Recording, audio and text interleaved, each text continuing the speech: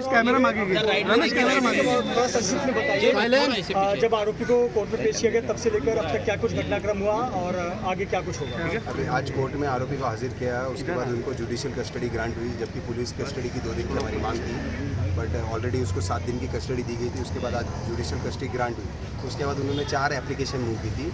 एक एप्लीकेशन थी home food के लिए, एक एप्लीकेशन थी एडवोकेट और उनकी फैमिली मेम्बर को स्पेशल मुलाकात के लिए, तीसरी एप्लीकेशन थी उनको एडिक्वेट सिक्योरिटी चाहिए थी उनको जेल के अंदर, और चौथी एक एप्लीकेशन उन्होंने मूव की थी कि उनके हेयर को प्रिजर्व किया जाए जब वो जेल जाए तो वो काटे नहीं जाए, because as per jail manual और जेलर के रूल्स के हिसाब से जब भी कोई आरोपी जेल में हाजिर होता है तो उसके बाल काटे जाते हैं। तो उन चारों की हियरिंग होते हुए आज कोर्ट ने चारों एप्लीकेशन पे निर्णय देते हुए ये दिया है कि 2 एप्लीकेशन जो है उनके ऊपर 2 तारीख को सुनवाई रखी है।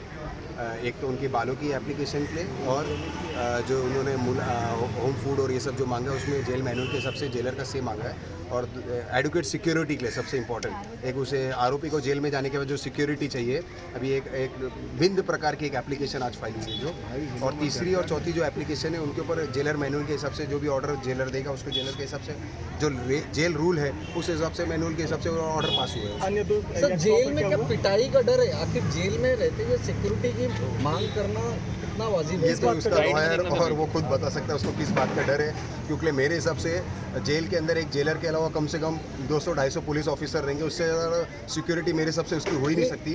तो उसको एक स्टेट सिक्योरिटी के दी गई है, Z+ से बड़ी सिक्योरिटी है मेरे हिसाब से, तो ये जेल में उसको जितना दिन हो सके रह सकता है। नहीं, इस पूरे मामले को आप लोग लफ्ज जिहाद से जो कहीं ना कहीं आरोप लगा रहे हैं जोड़कर। सवाल ये है कि क्या इस बात का डर है कि जेल में जो है उसकी पिटाई हो सकती है? मेरे हिसाब से अगर आप अपनी रिकॉर्डिंग से लेके सब कुछ हाजिर करेंगे तो पहला दिन था जब इनके वकील ने बाहर आके कहा था कि हमको डर है कि हमारा आफ्ताब और श्रद्धा जैसा हाल ना हो, इसलिए हमने ब्रेकअप किया। ये उनका आर्ग्यूमेंट था कोर्ट के अंदर। तो लव जिहाद का एंगल हमने नहीं दिया, उन्होंने शुरुआत की है।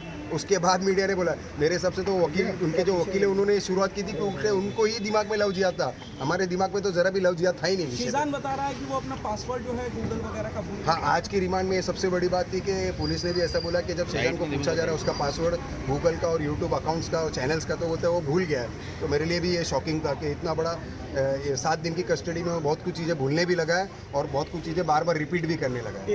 एक जो याचिका बाल वाली है, आपको आने लगता कि एक्टर को अपने करियर और इसकी ज़्यादा चिंता है बतौर की? नहीं, मेरे हिसाब से करियर से भी ज़्यादा उसके लिए उसकी को स्टार की मौत का गम नहीं है।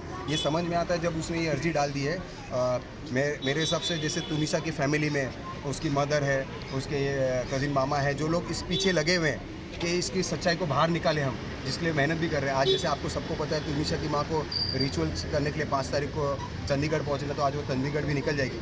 तो इसकी बात की सारी प्रोसीडिंग्स की जिम्मेदारी पवन शर्मा को दी गई है उनकी माँ द्वारा। पावर ऑफ अटर्नी भी साइन हुई है ताकि वो नहीं इधर मौजूद रहे, तो उनके कज़िन मामा जो है उसकी सारी जानकारी और सारी एप्लीकेशंस पे साइन से लेके सब कुछ करने का पावर उनके मामा को दिया गया है। ये उसी के कारण दिया गया क्योंकि जब उनकी माँ को ऐसा लगे कि कोई तो उधर हो जो उसकी बेटी का ख्याल रखे, जो उसकी बेटी के केस की ध्यान दे। पर यहाँ पे जब एक आदमी ऐसी अर्जी मूव करता है कि उसके लिए बाल इंपॉर्टेंट है, जबकि कोर्ट में मैंने पूछा कि बाल तो एक आर्टिफिशियल नहीं, वो नेचुरल ग्रोइंग पावर है। अगर वो काट के बाहर भी आ जाएगा तो 10 दिन 15 दिन में बाल उग जाएंगे, पर उसको डर अपने बालों का था। तो ये सिद्ध होता है कि उसके लिए तनिषा पहले भी इम्पोर्टेंट नहीं थी और ना ही आ जाए।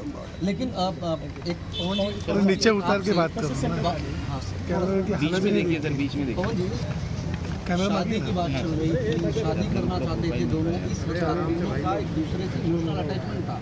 लेकिन आज तुनिशा नहीं है तो तुनिशा के इमोशन की भी कदर नहीं है, बाल की ज़्यादा फिक्र। इसको किस नज़रिए से देखते हैं? सर राइट में देखिए। पहले उसका बयान बदलना, फिर जीमेल की पासवर्ड नहीं बताना, और अब बालों की बात, तो इसी से पता चला है उसकी नेगलिजेंस तुनिशा के लिए किस हद तक थी।